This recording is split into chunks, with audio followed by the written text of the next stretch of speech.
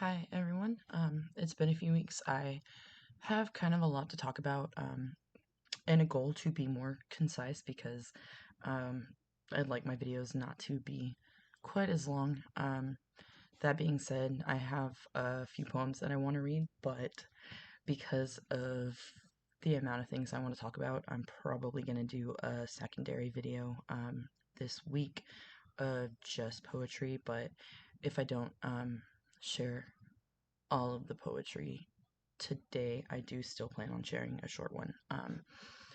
But the reason I've been kind of anxious is not because this topic is any more personal than some of the things I've talked about. In fact, it's probably not quite as personal in some aspects, but it is something that is really prevalent in my life at the moment. It's a theme that is kind of dominant, and it's something that I feel more vulnerable about. And so it's a little bit harder to approach because I definitely feel a little bit more like I'm sharing a more vulnerable part of myself. And um, that being said, it's a topic that is really important to talk about. So yeah. Um, but as I've said, like a lot has happened, and um, the universe is still in the business of teaching me at least balance because yeah, I clearly have issues with balance. So really good stuff has been happening, and really not as good stuff has been kind of balancing that good stuff out. And so um, in the area of good things, I officially filed for my divorce last month, and in a couple of weeks, um, it is going to be final. That's weird to think about. It's been a journey. It's been a process. Also, I have an interview next month with Teach Kentucky. It's a teaching program that is similar to other teaching programs I've applied with. That kind of is a way of getting enrolled in school and working towards your mat, also teaching at the same time and having that kind of that like temporary certification based on like the um, knowledge that you're going through and you're getting your degree in it. And that's super exciting. The flip side of these things being just kind of everyday things that add up, and a lot of it's been just the little things lately that seem more overwhelming. But last week I definitely got the unfortunate news that my HPV is back, and I'm going to have a colposcopy, and that's in a week. And then after that, it'll be a couple weeks before I know the results, most likely. But um, going through this at 34 and having cleared the virus at 26 after only it being active for a year, um, I had gotten to a place where I was pretty complacent that it wasn't coming back. So it definitely it didn't hit me as hard as the first time. The first time I definitely didn't know enough about it, and I was very overwhelmed and panicked. And now I know enough about it, but I also know enough to be not only like reminded of just how human I am and how like much at mercy of the whims of this world as anybody that I am. Um, it's also a little bit different now, like being over 30. I'm 34, and so the odds of clearing the virus as quickly and easily are not quite what they were a few years ago when I cleared it the first time. Kind of the bright side of that is if there's any issues with it being precancerous, I don't have to go to my consultation for getting permanent birth control procedures done because they're probably gonna scoop it all out, and Yay, no babies. So win-win either way, but I mean the bad side being like, yeah, it's serious stuff, and it could possibly be um a hard ordeal to go through and stuff. And I don't make light of it because I think lightly of it. That's just kind of my way of approaching things. And I've talked about that, but there's so many different aspects to this, and the number one thing that I want to get across in this video before I talk about like my experience with this and like kind of where it plays into my identity and what I'm like experiencing now and like different aspects of that and stuff, is the Gardasil vaccine. I got the Gardasil vaccine when I was 16, when the first version came out in 2006. And I'm still lucky, like it protected me against the two um, worst like highest causes of death, cancerous strains, if that makes sense. Um, and I mean, it's not as effective as the Gardasil vaccine that is out now, but it's definitely been an important thing that I did in my life because I don't know if the results would have been the same the first time around if I hadn't have gotten the vaccine. The flip side of that being that the vaccine that's available now is worlds better. It protects against so many different forms of HPV, not just cancer causing strains, but also strains that cause warts. And the thing about HPV is that it's not only a sexual um, infection, it's everywhere. It's in the population. It doesn't present until it's symptomatic, and men tend to carry it and pass it on, and maybe even never know. And that's not to say that that's the case across the board. Like men get cancer too, and the thing with Gardasil is that they make it so that you can get it, you can have your children get it at a young enough age where it's preventative long term. Like they're not sexually active, and it's not like anybody wants you to expect your child to be sexually active at 9 years old, which I think is the starting age to get it. But in that window is ideal because it's an age before they're sexually active, and it's, um, I mean, hopefully, ideally.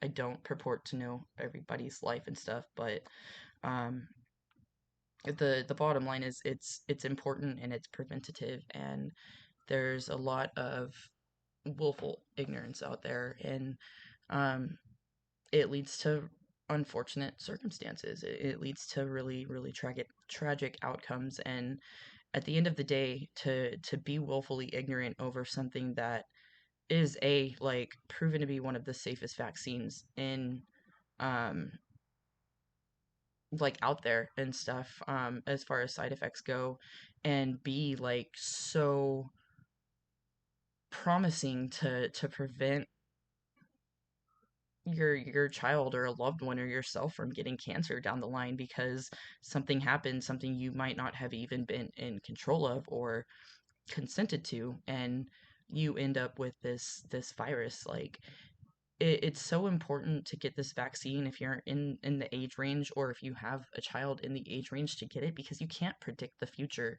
and this vaccine genuinely saves lives. And it blows my mind that there's still so much misinformation, and so much acceptance of that misinformation, and so many people who don't want to educate themselves and take a step to make a difference and to ensure that they or their loved ones are safe from this really, really fucking prevalent virus that is going to affect you, whether personally or not, at some point in your lifetime, because I guarantee you know somebody with HPV, and I guarantee you know somebody that's going to go through a less pleasant experience with HPV than a lot of times is the case, and then generally is the case when you're vaccinated against it.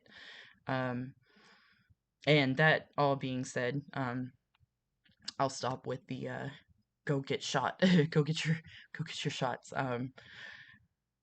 The other aspect of that is like the personal experience and being in a place where I'm learning to try to focus more on positivity and less on negativity, and also encountering these places in my life where every time something amazing happens, something genuinely good happens, there's a really hard circumstance to balance that out. And I know that things keep getting harder. It's a sign that, like, yeah, you're getting stronger. Yeah, you can handle more, but it's exhausting regardless. And there are things that I'm doing, like I'm in my yoga practice again. I'm actually going to do that after this video before I go to sleep, because I am nurturing myself. I'm loving myself. I'm learning to love myself wholly again, and not just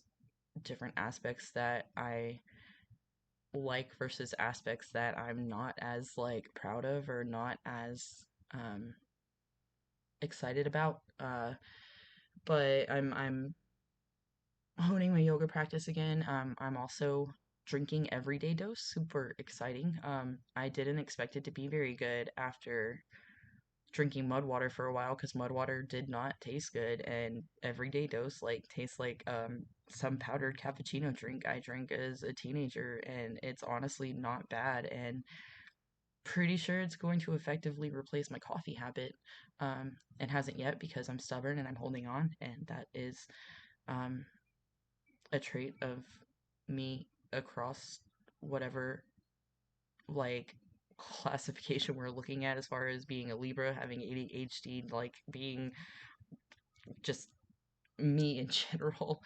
Um, but that there are these things I'm doing, and I'm spending more time with like loved ones, and spending more time with friends. My roommate and I get opportunities to like hang out and eat sometimes, or just like chat before one of us goes to work, or before we take a nap in the middle of the night, if it's a night off for me. I get to go home every once in a while, and this last weekend, after finding out that I was dealing with the virus being back, I had already planned to go home and see my sister, because she has a um, alternative flash fashion blog, kind of a goth style fashion blog called Watch Me Restyle, which I'm totally going to put in the links because it's awesome and y'all should read it because it's rad. But I had planned on going home because she wanted to do a spooky Valentine shoot, and we knew it was going to be a little late after Valentine, but that was kind of like our opportunity to get together and celebrate, and also do the photo shoot. And it's things like that, like getting that quality time with the people I love. Even though there aren't a lot of people that I am that close with, like I've had a lot of time to spend lately with the people who do matter, and it's been really cathartic, and it's been really great. And so there are all these negative things, but there's good too. And um I've been really introspective lately, and kind of the title of this video comes from a song on an album that is one of my honestly favorite albums of all time. Like every song is so beautiful, and it gives me chills, and it's a band that I love, and it's their final album, and it blew me out of the water from the start. And when I get into this really introspective place, it's an album that just really hits home when I'm doing a lot of reflection, and a lot of my reflection over the last year or so has not only been like my identity and who I am as a person, which this this struggle like currently really plays into, because being like having HPV is a part of who I am. And even when it's dormant again, if it goes dormant, or if it develops into more of a problem this time around, like that is something that I carry. It's part of me. And so getting introspective about my identity and stuff, a lot over this last year is it's been a variety of things, but it's also been recognizing that I don't believe in God, or at least in the Christian concept of God, or even like across the board, like Judeo-Christian, Muslim, like that whole like sect of the God that they like. I don't know necessarily what I believe. I definitely I consider myself to be pagan, and I believe in the divinity in nature, and I believe that there is a greater spirit or a greater awareness. There's an underlying kind of divinity, but I don't know that it's like a conscious, like fully conscious thing, or that it could be considered a being so much. And this album is something that really speaks to that too. There are lines from so many songs that speak to me, and the line, when I grow up I want to be a heretic, it's from the song Lit Me Up. And one of the other lines that really hits home is lit me up and I burn from the inside out. I burn like a witch in a Puritan town. And that's spoken to me from for the first time that I heard that song, as somebody who feels like they've been judged or persecuted in some way throughout their life. And um, there are so many songs. One that I was stuck on for the longest time and still get stuck on, it came on at work the other night, is 138. And I think the line that resonates the most with me is the first, or the first few lines from the second verse. And it's in the garden when you were all alone, you made the atom, was that some inside joke? And it hits really hard, because it's like, if this all-knowing God like knew what humanity would be and what it would do, and it could look down the line, and from this atom that you've like made from the dirt, like to the atom bomb, like, and that's kind of what the song is about. They actually play audio from the pilots that are flying over during the end of World War II, before they dropped the bomb. And it's it's chilling, it's haunting, but there's so much from that album that really resonates with me. And being in such an introspective place, like it hits home, and it's something that I'm listening to a lot lately. And I know that a lot of my people that do watch my videos are very musically inclined and stuff, and most of you have probably either heard a lot of the songs with me, or like been like had it shared by me. So if that's not the case, like, I definitely encourage you to check out the album Science Fiction by Brand New. I just realized I didn't say anything about the album. I'm just talking about the songs here. um, I'm also going to squeak out one quick short poem, because unfortunately um, I'm not concise, and we're pushing it at a long video. So I'm gonna read this, and I hope that some people watch to the end, and if not, like, come back and watch it eventually. And I will do another video later this week of the other two poems that I wanted to share, because they are a little bit longer. But I want to give them the proper time too, because both of them are from the past, and the second one started in the past, and I actually was doing some edits on it and completely like added a page and a half to it almost. So um, we'll get to that. But this one actually has a title. It's called Rehash, and I'm guessing it's like between 7 and 9 years old. If I could just pull your heart from your chest and devour it whole, still beating, maybe just for a moment, you could feel what it's like to be me. You could feel my pain. I am the darkness, and you will pay for the or for the turmoil caused by the people like you in this world. I embrace it now. Let it pull me in. Is dying really all that bad when you're already dead inside? I stabbed you once in a dream I had, and I just haven't been the same since.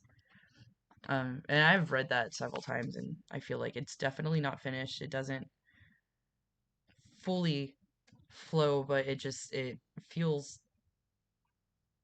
like it it speaks to me. And so it's one that I wanted to share, and I guess it's like that mentality that I have when I am feeling judged or persecuted, and it's hard to put into words sometimes, and that's in that instance like the words that I had. Um, anyway, thank you for watching. I'll be back soon, and bye.